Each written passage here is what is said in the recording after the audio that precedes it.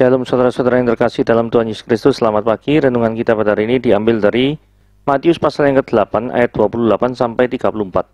Judul renungan kita pada hari ini gini ya, apa urusanmu? Seorang ibu menasihati anaknya yang selalu sibuk dengan gadget sampai larut malam agar jangan begadang. Tapi anaknya marah dan mengatakan, apa urusannya mama? Mama terlalu ngurusi urusan orang. Dia hanya ingin berurusan dengan kesenangannya sendiri, menolak berurusan dengan ibunya. Setibanya di daerah orang Gadara, dua orang yang kerasukan setan menemui Yesus. Mereka berteriak, apa urusanmu dengan kami, hai anak Allah? Apakah engkau kemari untuk menyiksa kami sebelum waktunya? Di dalam rumah ibadat Kapernaum ada seorang yang kerasukan roh jahat, dan orang itu berteriak, apa urusanmu dengan kami, hai Yesus orang Nazaret? Apakah engkau datang untuk membinasakan kami? Aku tahu siapa engkau yang kudus dari Allah. Bagaimana dengan kita?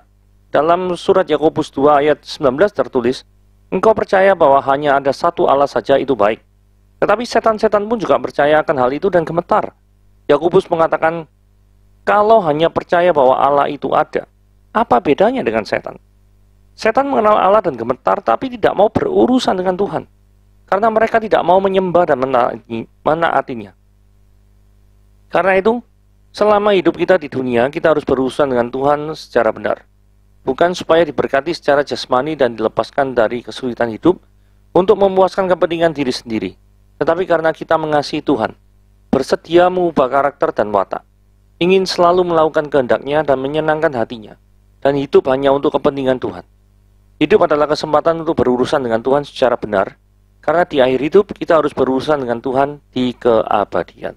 Setibanya di seberang, yaitu di daerah Gadara, datanglah dari pekuburan dua orang kerasukan setan menemui Yesus. Mereka itu sangat berbahaya sehingga tidak seorang pun yang berani melalui jalan itu. Dan mereka pun berteriak katanya, apa urusanmu dengan kami, hai anak Allah? Adakah engkau kemari untuk menyiksa kami sebelum waktunya? Tidak jauh dari mereka itu ada sejumlah besar babi sedang cari makan. Maka setan-setan itu meminta kepadanya, katanya, jika engkau mengusir kami, suruhlah kami pindah ke dalam kawanan babi itu. Yesus berkata kepada mereka, pergilah. Lalu keluarlah mereka dan masuk ke dalam babi-babi itu. Maka terjunlah seluruh kawanan babi itu dari tepi jurang ke dalam danau dan mati di dalam air. Maka larilah penjaga-penjaga babi itu dan setibanya di kota, diceritakannya lah segala sesuatu, juga tentang orang-orang yang kerasukan setan itu. Maka keluarlah seluruh kota mendapatkan Yesus, dan setelah berjumpa dengan dia, mereka pun mendesak supaya ia meninggalkan daerah mereka. Nah, hari ini kita akan belajar beberapa hal. Pertama, kita akan belajar apakah ada kontradiksi antara nama kota yang disebut oleh Injil Matius dan Injil Lukas. Karena di Injil Matius jelas di situ dikatakan setibanya di seberang, yaitu di daerah orang Gadara. Gadara itu di sini ya, yang di kotak merah itu. Lukas 8 disebut lalu mendaratlah Yesus dan murid-muridnya di tanah orang Gerasa. Ini Gerasa. Lumayan jauh ya. Gadara ini Gerasa. Ya. Yang terletak di seberang Galilea. Galilea kan daerah sini atas ya. Kapernaum, Nazaret ada di atas semua. Kemudian ini nyebrang danau. Karena peristiwa ini terjadi tahu ya. Yang sempat viral beberapa bulan yang lalu itu loh. Kasus apa? Yang diam, tenanglah. Nah, setelah teks daripada diam, tenanglah yang angin ribut itu. Nah, kemudian barulah naskah yang kita baca, yaitu Matius pasal yang ke-8 atau nanti Lukas pasal yang ke-8 atau nanti yang di Injil Markus adalah Markus pasal yang ke-5. Ya. Jadi peristiwa ini itu dicatat di 3 Injil. Masalahnya Lukas ngomong Gerasa, Matius ngomong Gadara, Markus nanti ngomong Gerasa seperti Lukas. Nah yang benar itu mana? Ada seorang penafsir mengatakan gini ya. Gadara itu adalah kota yang terletak di region Gerasa yang merupakan bagian Dekapolis. Jadi ini makanya Gadara dan Gerasa itu memang terletak di daerah yang namanya Dekapolis. Dekapolis itu apa nanti ya? Nah sekarang kita mau lihat jarak Gadara dan Gerasa. Gadara itu posisi sekarang kotanya namanya Kais. Ini dekat Danau Galilea ya. Danau Galilea atau Danau Tiberia sama saja. Atau kalau orang Israel sana itu menyebutnya adalah Kinneret. Danau Kinneret. Kinneret itu artinya harpa. Kenapa? Bentuknya itu seperti harpa. Kalau kita lihat ini bentuknya kayak harpa ya. Nah itu makanya sebabnya disebut sebagai Kinneret. Sedangkan Gerasa itu kota yang sekarang bernama Jeras. Jeras itu ada di bawah sini. Nah jarak kota Gerasa dan Jeras itu kurang lebih ya 68 km lah. Kurang lebih seperti itu. Nah, kenapa kok judul atasnya malah ilustrasi Surabaya Sidoarjo? Gitu. Hubungannya apa sama Gadara dan Gerasa? Saudara, ini kalau saya di Google Map ya, kan ada peta misalkan kita di Surabaya, misalnya dari Perak, ke Lumpur Lapindo, Sidoarjo, terus kemudian ke Bandara Juanda ya, kurang lebih ya jarak muter-muter sini ya 73 kilo. Poinnya begini, kalau Anda ngomong dari Jakarta mau pergi ke Surabaya, gitu, Anda itu kan sebenarnya mendarat di Bandara Juanda. Tuh. Benar gak? Bandara Juanda ini sebenarnya bukan Surabaya, tapi masuk Sidoarjo. Tapi toh tetap orang-orang ngomong bahwa mau kemana? Oh saya ke Surabaya, mendarat di mana? Mendarat di Surabaya. Kalau secara geografis salah toh ya. Secara geografis loh ya. Karena Juanda itu bukan terletak di Surabaya. Tapi tetap orang mengatakan mau berangkat mana? Surabaya. Dan tidak ada satupun yang mempermasalahkan hal itu. Tidak ada namanya nanti orang yang di counter tiket itu ngomong, Surabaya tidak ada bandara mas. Yang ada Sidoarjo. Tidak ada kayak gitu. Tidak ada orang ngomong kayak gitu tuh ya. Jadi artinya kok jarak kota yang berdekatan, penggunaannya itu bisa interchangeable. Bisa saling bertukar-tukar gitu ya. Jadi orang yang Sidoarjo kerja di Surabaya apa gitu itu banyak gitu ya. Karena memang dekat sekali, Jadi contohnya ya kayak bandara itu tadi ya. Lokasi geografisnya memang secara letterlock itu ada di Sidoarjo. Tetapi kalau orang kebiasaan ngomong itu ada di mau berangkat kemana? Surabaya. Mendarat di mana? Juanda di mana? Surabaya. Tidak ada orang yang protes. Nah, kalau di dalam ilustrasi Surabaya dan Sidoarjo dalam urusan bandara saja tidak ada orang yang protes, kenapa kok di antara Gadara dan Gerasa ada pihak-pihak tertentu yang protes? Ya, padahal permasalahan daripada dua kota yang berbeda ini disebut di dua Injil bahkan 3 Injil berbeda, itu bukan suatu yang masalah yang tidak bisa diharmoniskan. Saya harap penjelasan ini bisa dipahami. Gitu ya. Nah, sekarang kita akan maju ayat yang ke-29. Mereka berteriak, apa urusanmu dengan kami hai anak Allah? Apakah engkau kemari untuk menyiksa kami sebelum waktunya? Ini ada 2 hal yang akan kita bahas ya. Yang kita bahas adalah iblis memanggil Yesus anak Allah. Yang kedua nanti frase menyiksa sebelum waktunya. Kita bahas yang pertama dulu. Setan itu ngaku Yesus anak Allah. Di bagian lain anak Allah adalah Allah. Karena ada orang-orang tertentu yang ngomong ya, anak Allah bukan Allah. Itu ya.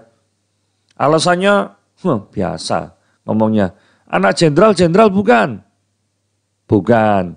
Anak bupati bukan. Bukan. Anak presiden bukan. Bukan. Terus kemudian kesimpulannya jawabannya, berarti anak Allah bukan Allah. Gitu ya cara berpikirnya ya. Nah sekarang kalau saya tanya balik.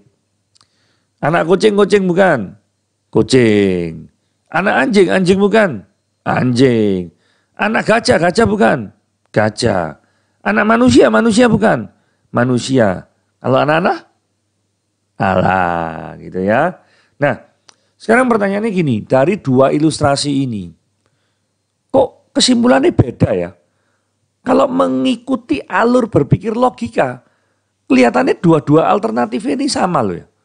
Kalau mengikuti anak presiden, presiden bukan, ya bukan. Memangnya anak presiden jadi presiden langsung, ya bukan kan. Anak bupati, bupati bukan, ya bukan lah. Nah, yang menjadi permasalahan di sini ini ya, yang kita ingin ilustrasikan itu kan Allah. Sedangkan ilustrasi pertama itu kan ngomong bupati. Bupati itu suatu jabatan. Artinya ada suatu waktu di mana bupati atau jabatan bupati itu pasti akan hilang. Betul ya? Ada saatnya bupati itu bukan bupati. Entah itu sebelum menjabat atau sesudah menjabat. Dia pasti suatu saat berhenti menjadi bupati. Atau suatu saat berhenti menjadi jenderal, berhenti menjadi presiden dan lain sebagainya. Tetapi ilustrasi anak kucing, kucing bukan kucing. Anak anjing, anjing bukan anjing. Tidak ada waktu di mana seekor anjing itu berubah jadi kucing. Tidak ada. Atau sebaliknya seekor kucing berubah jadi anjing juga tidak ada. Jadi status daripada objek yang dilekatkan dengan anak kucing, anak anjing, anak manusia, itu status objeknya yang dilekatkan itu adalah sama, tidak pernah berubah. Itu ilustrasi yang kedua. Jadi beda ilustrasi satu dan ilustrasi kedua seperti itu.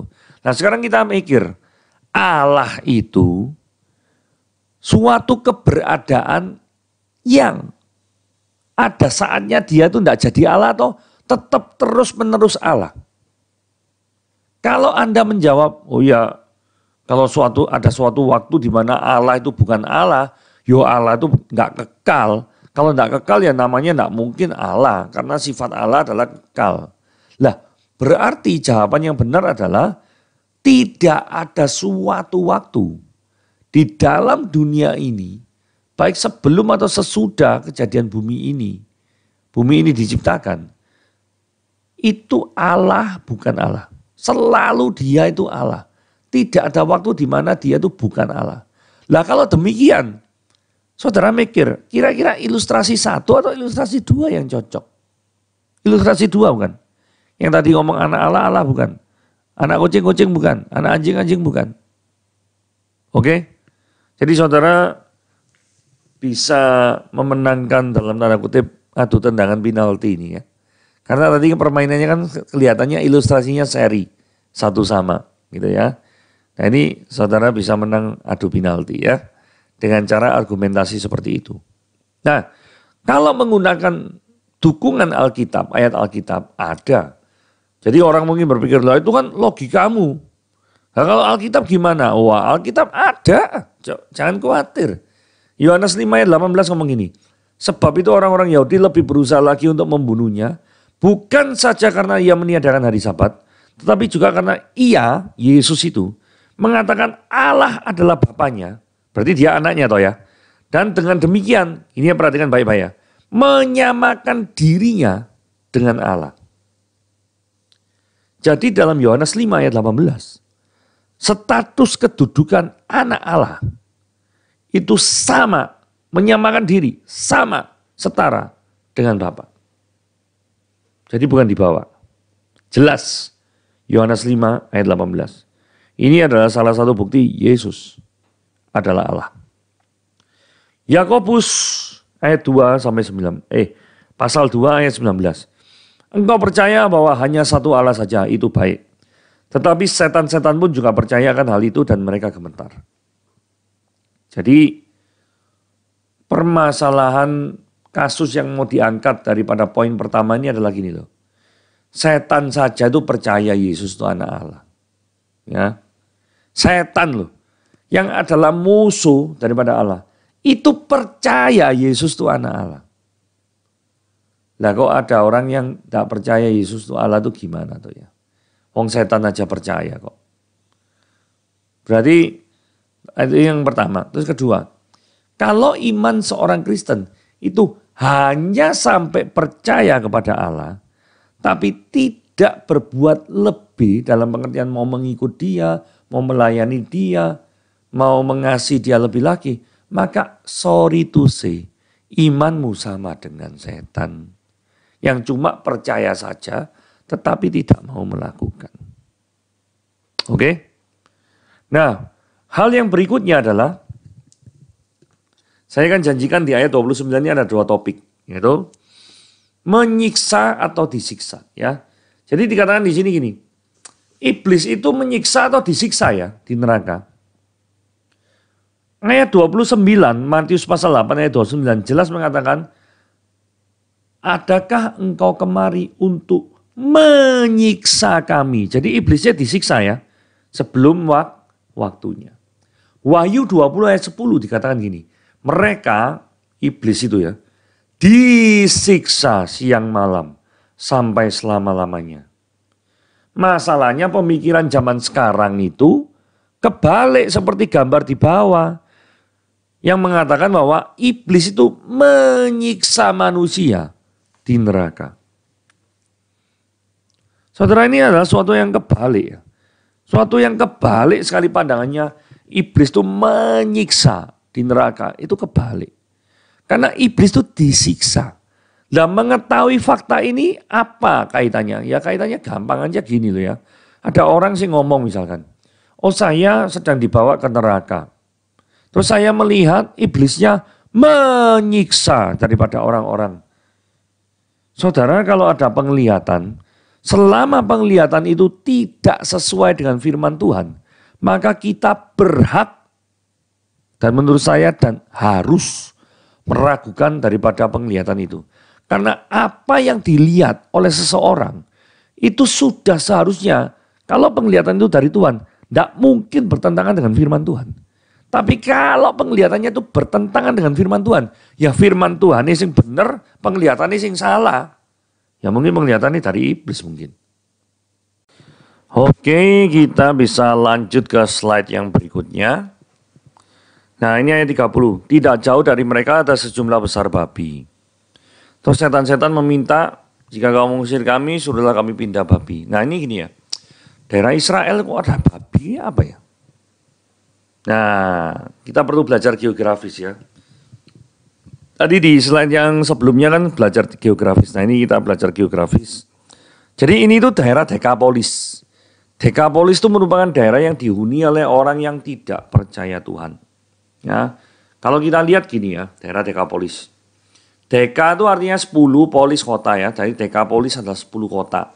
Nah, kalau kita lihat sebarannya itu gampang. Itu tulisan yang merah-merah nih loh. Ada 1, 2, 3, 4, 5, 6, 7, 8, 9, 10. Ya. Ada Skitopolis, ada Pela, ada Gerasa. Nah Gerasa ini termasuk Dekapolis. Nomor 4 Gerasa. Ada yang Gadara, Kais. Ya. Kita bisa lihat di sini kepentingannya adalah kota-kota ini sekarang berada di wilayah Yordania. Itulah sebabnya ada kata-katanya, nama-namanya nuansa agak Arab gitu ya. Jeras, Kais dan lain sebagainya. Sedangkan ini ada Hippos, Damaskus. Dan ini Damaskusnya ada di Syria ya, di atas. Jadi kalau negaranya atas itu Syria, kemudian ini kalau diteruskan itu Libanon, sebelah kanan ini Yordania, sebelah kiri ini adalah Israel. Belajar geografis sedikit ya. Sehingga karena nah kayak misalkan Dead Sea ya, Laut Mati ya. Laut Mati ini bisa dinikmati di sisi Israel sebelah sini kiri.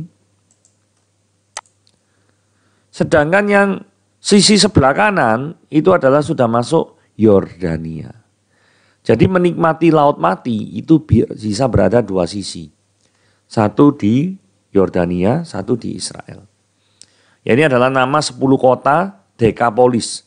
Ini ya, Dekapolis. Itu orang-orangnya bukan orang yang percaya. Karena gini ya, untuk orang Yahudi, babi adalah binatang yang haram ya. Jadi Imamat 11 ayat 7 dikatakan babi hutan haram itu bagimu. Jadi rasanya kok kecil kemungkinannya kalau orang penduduk yang di sana itu adalah orang Yahudi yang melihara babi-babi itu ya. Karena ini adalah wilayah Dekapolis. Dekapolis tempat dari orang yang belum percaya Tuhan, gitu ya. Nah, kalau kita penasaran ya, sebenarnya berapa babi sih yang mati? Karena di Matius itu tidak nyebut no.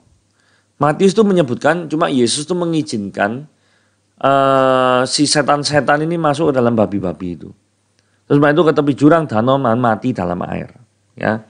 Tapi Markus 5 ayat 13 dikatakan kawanan babi yang mati itu kira-kira jumlahnya itu 2.000. Saya nyoba hitung-hitungan ya. Harganya satu babi itu sekarang 3,5 juta. 3,5 juta cari no 2.000 ya. Ikut 7M Pak. Aku sampai bingung. Wih, 7M loh yang mati. Wih ini aset luar biasa besar ini ya. Gak main-main ini babi yang mati 7M ini. Babi 7M mati ini ya. Nah, sekarang kita mikir ya. Nanti jawab pertanyaan gini. Kenapa ya kok iblis itu minta dipindah ke babi-babi? Ini angka 7M ada kaitannya sama alasan iblis dipindah. Kita lihat ya analisanya ya. Ayat 31 ngomong gini. Suruhlah kami, ini iblis yang ngomong ya. Suruhlah kami pindah ke dalam kawanan babi itu. Kalau sekarang logikanya gini ya. Iblis tuh logikanya kan gak seneng kalau Injil diberitakan. Betul gak sih? Betul kan pasti kan. Gak seneng kalau Injil itu diberitakan. Lah dengan iblis tuh masuk babi. Terus babi-babi itu digiring mati masuk danau, mati lemes gitu ya.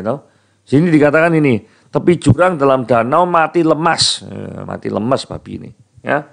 7M lemes. Ya. Konsekuensi logisnya, pasti para pemilik peternakan babi ngamuk. Pasti. Nah kalau para pemilik peternakan babi itu ngamuk, ya toh, otomatis Yesusnya diusir apa enggak? Diusir pasti. Diusir. Dan memang itu yang terjadi nanti. Yesusnya diusir dari daerah itu. Nah terus, gimana dong? Iblis menang? Penginjilan gagal diberitakan atau gimana? Ternyata enggak seperti itu ya.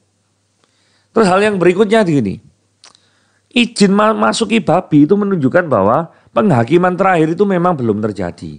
Nanti kalau penghakiman terjadi nanti barusan iblis siksa habis-habisan terus kemudian dimusnahkan gitu ya. Nah, sekarang meskipun demikian dimanapun sang raja hadir, maksudnya meskipun demikian tuh walaupun para setan itu masih bebas untuk melakukan pengerusakan, tapi ketika raja itu hadir dalam hal ini Yesus dan membawa kerajaan surga datang, maka dia memiliki kuasa untuk membebaskan umatnya. Poinnya seperti itu. Jadi poin pindah babi ini ada dua macam ya. Jadi satu dari sisi strategi penginjilan yang ingin dihambat.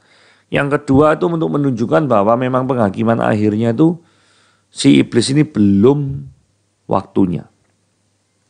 Nah ini Matius pasal yang ke-8 ayat 33 sampai 34 itu berhentinya sampai di sini. Jadi penjaga-penjaga babi, penjaga ini bukan pemilik pastinya ya, bukan pemilik. Lapor sama orang-orang pasti pemiliknya. Terus diceritakan segala sesuatu. Mereka enggak cuma cerita babi tok mati enggak. Tapi cerita juga orang-orang kerasukan setan itu disembuhkan. Karena orang-orang ini diceritakan berbahaya sekali ya. Banyak orang tuh takut loh. Karena kalau enggak takut enggak mungkin sampai dibelenggu. Tapi masalahnya dibelenggu pun orang ini bisa melepaskan rantai-rantainya. Gitu loh. Jadi kalau misalkan tahu fakta ini berarti kan hidupnya tuh sudah jauh dari kegalauan, ketakutan. Soalnya apa? Orang yang selama ini merongrong hidup mereka, dirantai pun tidak bisa, itu sudah bisa dijinakkan gitu loh. Sudah bisa dijinakkan. Ya. Nah, tapi ini namanya kehilangan 7M tetap tidak terima ya. Maka keluarlah seluruh kota. Saya tidak tahu ya, apakah seluruh kota ini punya saham sama babi 7M ini tidak ngerti ya. Dan setelah mereka tuh berjumpa dengan dia, mereka pun mendesak supaya ia meninggalkan daerah itu. Karena apa? Ya merasa merasa dirugikan. Tapi yang berikutnya, ya ini pentingnya cross check Injil-Injil itu kayak gini ya. Kita lihat keterangan dari Injil Markus pasal yang kelima ayat 17 dan 20. Ini yang tidak ada di Injil Matius. Lalu mereka mendesak Yesus supaya ia meninggalkan daerah mereka. Betul ya? Nah kemudian Yesusnya meninggalkan enggak? Meninggalkan. Karena buktinya Yesusnya naik lagi ke perahu. Orang yang tadinya kerasukan setan itu yang sudah disembuhkan itu minta gini. Ia diperkenankan menyertai dia. Tapi ayat di 19 Yesusnya menolak. Tidak perlu. Dia ngomong gini, pulanglah ke rumahmu. Kepada orang-orang sak kampungmu. Beritahukanlah mereka segala sesuatu yang diperbuat Tuhan atasmu. Dan bagaimana Tuhan itu mengasihi engkau. Orang itu pun nurut. Orang itu enggak ngerengek-ngerengek, ayolah ikutlah. Enggak. Begitu Tuhan suruh seperti itu. Orang itu, kita lihat ya ayat 20 ini indah sekali. Orang itu pergi mulai memberitakan kabar sukacita itu. Di daerah mana saudara-saudara? Daerah Dekapolis. Dekapolis ini luas loh. Ini loh Dekapolis. Kota-kotanya ini. 10 kota di Dekapolis. Ini jauh ya sebelum Paulus melakukan pekerjaan misi. Ini orang ini sudah melakukan pekerjaan misi di Dekapolis. Luar biasa. Artinya, tadi kan saya ngomong ya, yang di slide ini ya. Kenapa kok pindah babi? Karena iblis tak senang kalau Injil diberitakan. Karena iblis ingin menggunakan dengan babinya aku masukin dan aku bisa ngontrol babi. Terus babi ini masuk jurang, orang-orang pasti ngamuk, orang-orang yang ngusir Yesus. Bener, orang yang ngusir Yesus. Tapi jangan lupa, orang yang tadi sudah disembuhkan ya, nah mungkin diusir toh, rumahnya di sana kok. Diusir gimana?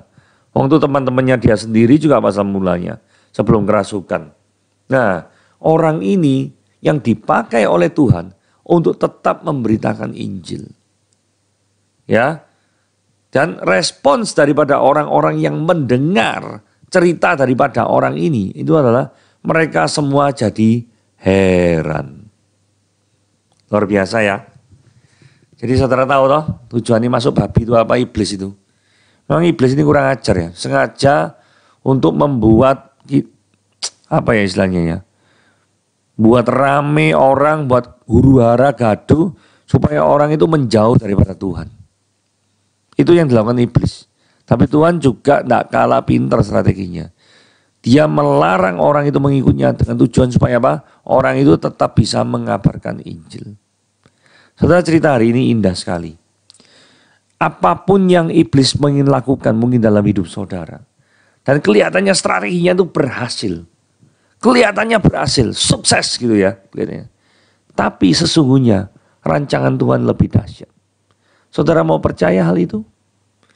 Percayalah hidupmu di tangan Dia.